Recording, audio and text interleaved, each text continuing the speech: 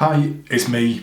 It's the 9th of October 2020 and this is the latest Built From Scratch episode. I'm totally back into it today. I've been much more energised and motivated and I've done a really good day's work.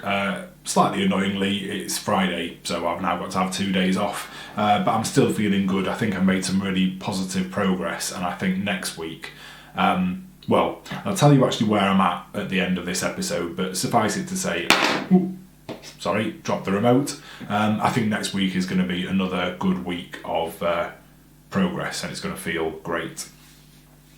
So today I started by reading my note to self about leaving the Twitter card issue alone for now, and so obviously I immediately got stuck into solving it because I can't help myself. However, that turned out to be a fairly good result fairly quickly. Essentially, I sat and thought about it for a minute and figured out where Twitter card markup exists in the sort of website ecosystem, and how it gets fed to Twitter.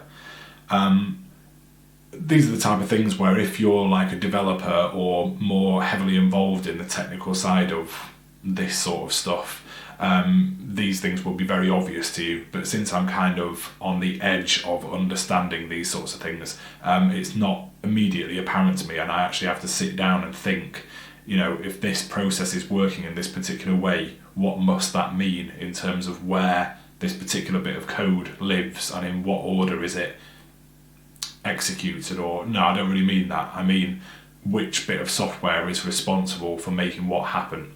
I have to really think my way through those sorts of things.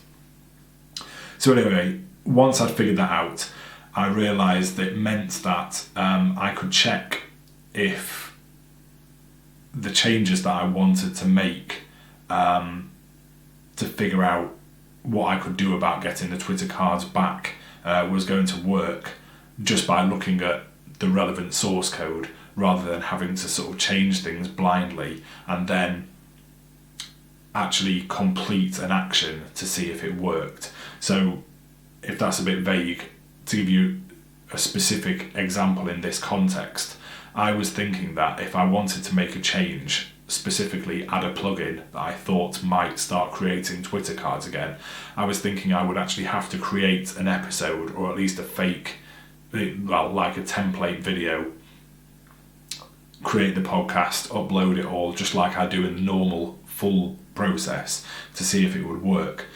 But once I'd kind of figured out how it was supposed to work, I realised that it was going to be way quicker than that. I would just be able to try a plugin, look at the source code in the correct place, look for the things that I needed to look for, and then know from that whether it was going to work or not, or at least be 99% sure whether it was going to work or not. So doing that, I realised that the plugin that I'd found yesterday and already had down as a likely quality candidate was in fact going to work. So that was kind of it for that problem. Although, let me see, did I make a note of this or not? No, I didn't. Right, so before I carry on, I'll just say that after I had kind of solved this, I then had a bit of a temporary backtrack on the whole idea of using 3 or 4 small plugins to do the specific functions that I wanted that the big SEO WordPress plugins handle. So I started looking through the various big SEO plugins to see if there are any that I actually might be able to use, because the only real downsides of them are that they are a bit big and cumbersome and could potentially slow your site down a bit, but that's no big deal. You have to pay for them if you want premium features, but that's not a big deal because I don't currently need any of their premium features, and if I get to the point where I do, then I will probably have the money to pay for it. And it means you save issues around having extra multiple small and therefore perhaps poorly supported plugins. So there are benefits to using the big ones, and also they might have some quite good features in there that you could use that perhaps don't exist elsewhere. And really the only reason I got rid of SEO Press, which is one of the big plugins in the first place, was that issue with the inputting of canonicalization tags where I didn't want them to be. So I spent a bit of time looking through 5 plugins, well 5 including SEO Press, which were, if I remember rightly, Yoast, which is probably the most well known of all the SEO plugins on WordPress, but also Rank Math, the SEO Framework, the all-in-one SEO pack, and there might have been one other that I'm forgetting. But anyway, with my newfound confidence at reading what I needed to see in the source code, I was able to test them all in just a few minutes and realised that all of them add that self-referencing canonical tag onto every page of the website. So at that point I ditched that and went back to my idea of small separate plugins. The only possible solution other than that at that point was to, well, either start not caring about the canonical tags, but I do care enough that I wasn't going to do that, or to research those products in greater depth to find out if there might be one where you have control over the canonical tags and can turn them off. But I just figured I was at the point where I'd done enough work on it. I was happy enough with my multiple plugin solution. You know, it has benefits, it's kind of flexible and lightweight. So I just decided to run with it.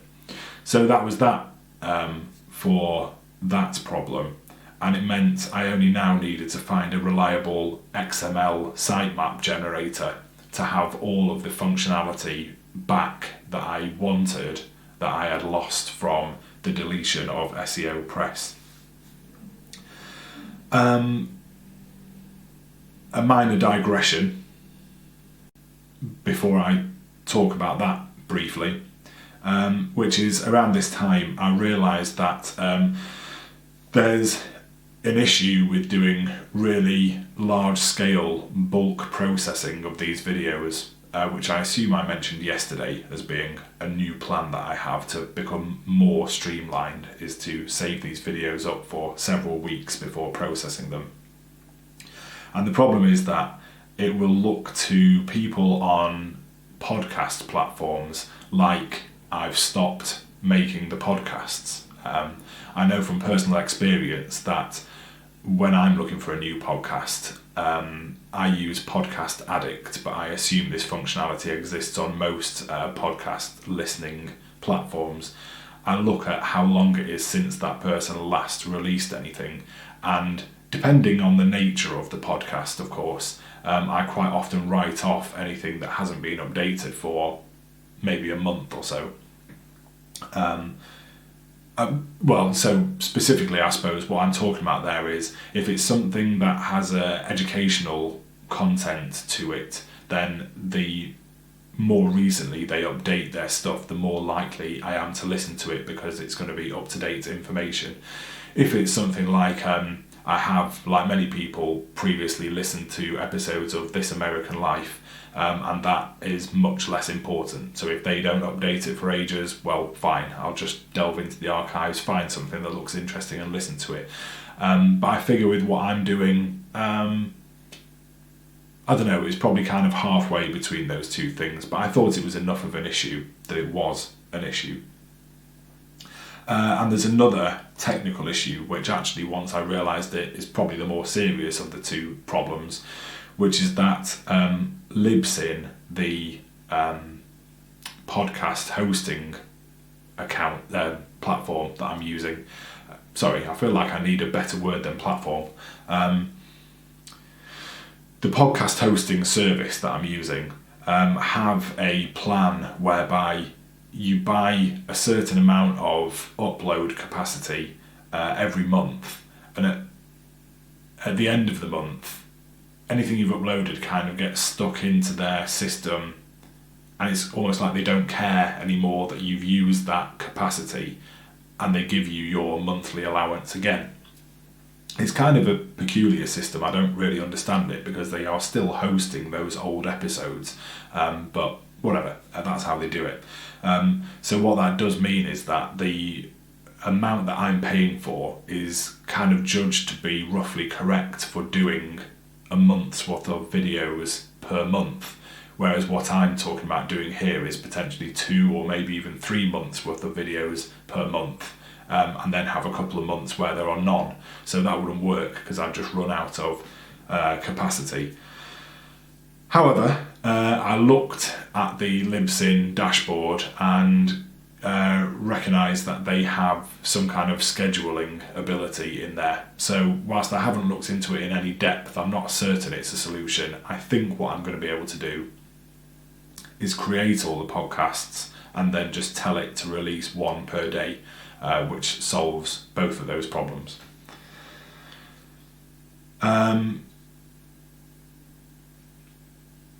Back to the XML sitemap issue. This was a very simple one to solve. I just went into WordPress plugins, which I have to say, sometimes when I'm researching plugins, if it's quite an important one, or if there's some problem that I'm struggling to solve, I'll go to Google to look for options. But if it's something a little bit more straightforward, I actually find that the search functionality and the way things work within WordPress when you need a new plugin is quite good itself. So in this case, I just went straight there, searched for XML sitemaps, and one of the top options there was, I think it's called Google XML Sitemaps, got great reviews, which you might expect because it's pretty basic functionality, and I've downloaded that one and it seems to work fine. The sitemap is definitely there, so that was an easy solution. So the next thing was that I realised that since I've put the .site site as my reference site for all links out of the social media accounts that I've generated and the podcast feed. So anywhere the podcast exists, there will be a link to one of my sites, and it's going to be the one with the generic TLD, the .site domain, which could mean that people from the UK is by far and away the most likely. No, forget that bit. Specifically, it could mean that people from the UK could end up on the generic site, and the reason I'm referencing people from the UK is because they're the only people who have a dedicated country code TLD site that they could be on, and that is potentially a slight problem, because there may be UK specific services that end up getting advertised on the .co.uk site, and if they were on the wrong site, then those services wouldn't be advertised there, so there's a potential missed opportunity. So as I wrote earlier, I need to look into getting one of the pop-ups that I've seen on other sites that suggests to a person moving to the correct geographical site if you are on the incorrect one. However, I then spent a bit of time researching that functionality, having seen it in the past, so I know it definitely exists, and on a couple of specific sites too, so I wasn't just searching blindly, but on the sites where I've seen it, it no longer seems to exist. So I couldn't find a simple solution to the problem, and I decided that this is definitely in the realms of the type of thing that I should not spend my time dealing with at the moment. I need to wait potentially several months, if not a year or two, until the site is actually gaining some traction, getting some traffic, potentially making a bit of money, and then that's the kind of thing that is worth doing. Partly because, if I've got some money, I can pay an expert to do it in a sort of quick, correct and efficient manner, but also because that specific problem of people not seeing services that are geographically suited to them is clearly not something I'm going to lose any money on if I'm at a point in the development of the business where those services don't currently exist. So, whilst I am quite bad at just moving on quickly and not tying up all the loose ends, I do have my limits of stupidity around this, and this breached it, so I decided I'm putting it aside. I just put a calendar entry in for, I think, next June, and there it will stay until then. I then spent some time trying out WordPress's page export functionality. It's going to be helpful for duplicating the built from scratch web pages across the two sites. What I thought was the case from the reading I've done, and I've now confirmed this through a bit of experimentation, is that it can't handle the duplication of images, or at least not in a way that I'm comfortable with it doing so. In very brief, it can do it by, I don't need to explain this. It can look at the URL of the site that you are duplicating the content from and bring the image into the new post by showing the image that's at that URL. But I don't want that to happen because it's possible that I might want to show a different image or whatever. Maybe I'm being daft for explaining stuff like this. It can't handle images the way that I want it to, and also the elements that I've been talking about as named by the theme that I'm using, it can't transpose them either. So I'm still going to have to upload images and then apply them as featured images, and I'm going to have to copy and paste these elements, one for every new post that I create. However, that still leaves a fair bit of work done on the page. Just briefly, the writing of a title and the pasting of it and the description into various parts of the page, the inputting of the YouTube feed and the podcast feed, and the copy and pasting of the transcribed document. It will do all of those things in just a few clicks rather than a few more clicks.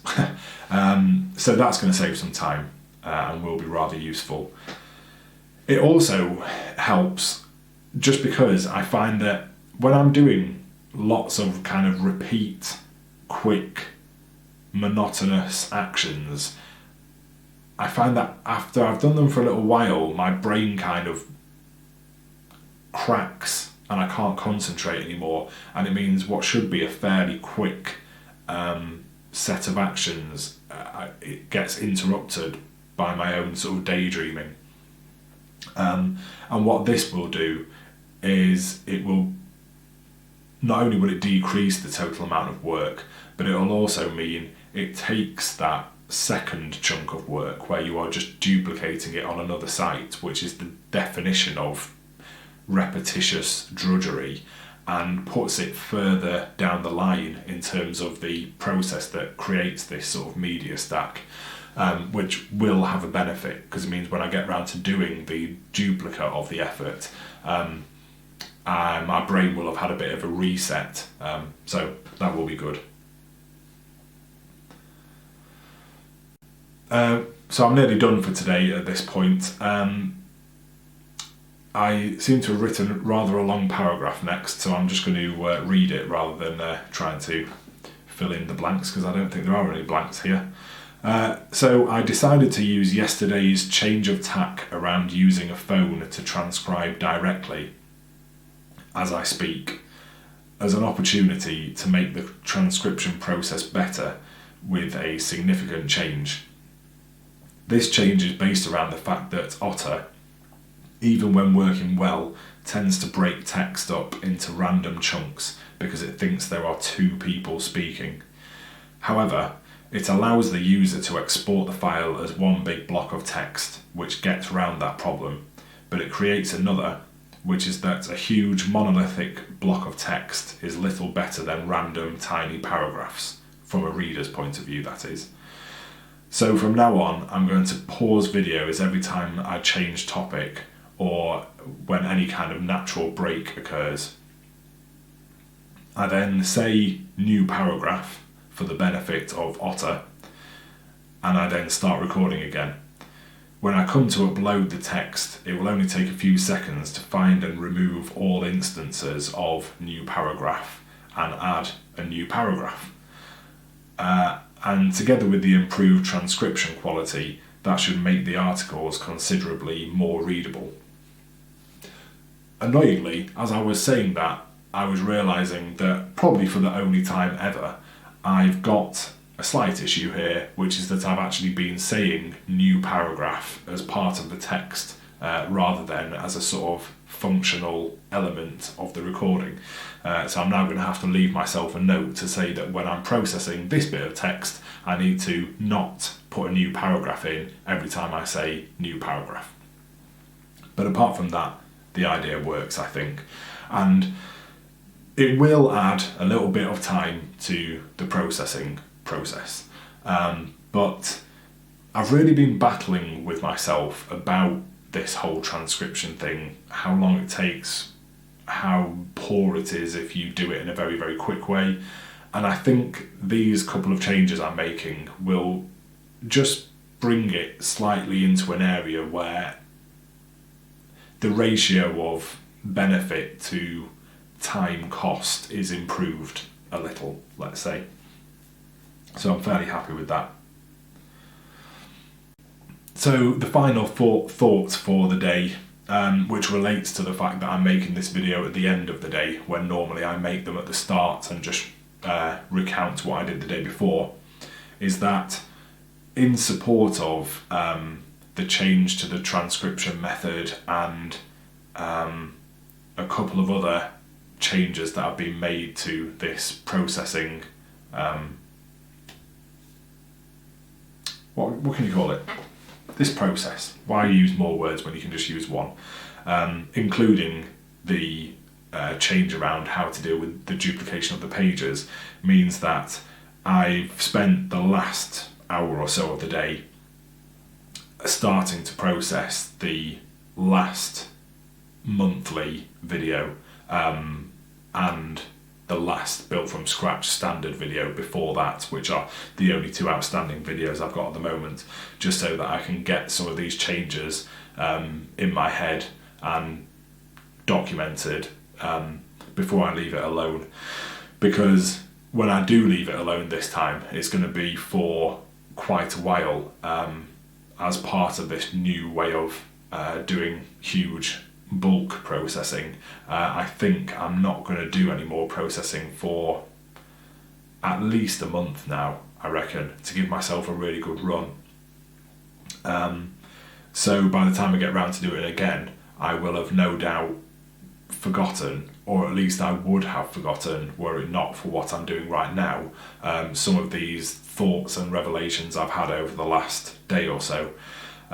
So this is going to wrap it up quite nicely. I'm going to have processed all the videos I've got outstanding, because I'm going to do this video itself over the forthcoming weekend, and then document all that nicely, and then just completely put it aside for about a month. And all I'm going to be doing is actually making the daily videos and then leaving them. So that'll be great. And that brings me to my actual final thought of the day, which is that next week should be great, I think, because the processing of these videos, if it goes past the end of the next working day, I'll be surprised.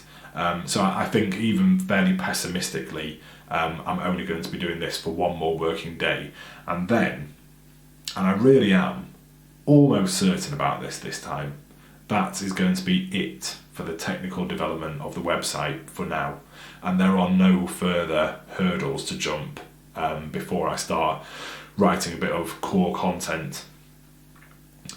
So that is definitely going to happen next week. The only thing that can stop me now, bearing in mind there is no annual leave coming up for me or my wife. There are no bank holidays. There's no grandparents going on holiday, so no extra childcare. So the only thing that can get in the way now is if any of us get a COVID symptom, cough or fever. Sorry, I don't mean a COVID symptom. I mean a symptom that could be COVID and necessitates testing and taking the kids out of nursery. If that doesn't happen, I've got an actual full week's work ahead of me and potentially 9 or 10 full weeks work ahead of me. So I should be able to make some really good progress.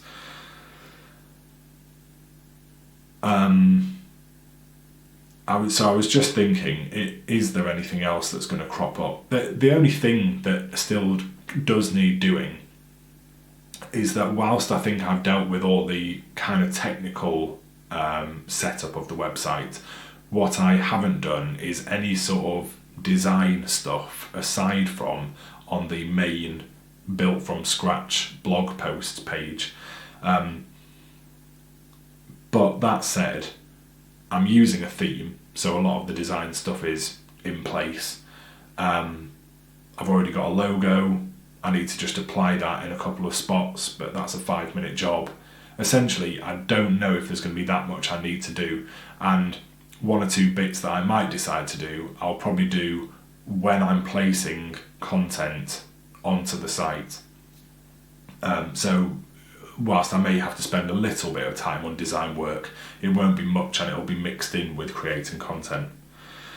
So we'll see. As I previously mentioned, I tend to be ridiculously optimistic and always underestimate how long things are going to take and how complicated they're going to get, but I just don't see a way it can go wrong this time. I think next week is the week where core content begins, and I can't wait.